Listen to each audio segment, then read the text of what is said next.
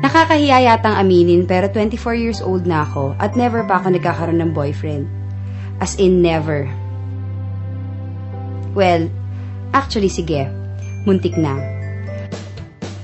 Nung grade 3 pa lang ako, na-feel ko ng kiligin sa kalaro ko. Pero one time, sinundan ko siya, gugulatin ko sana.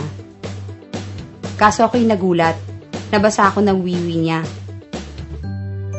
Hindi ko na siya nakita after, at hindi na rin ako nakakita ng iba ko pang nakita nung afternoon na yun.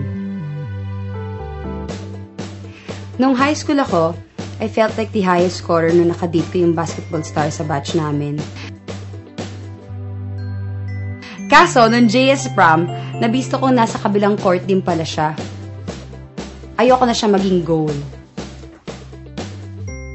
Then there was this college boy na kasama sa organization sa university.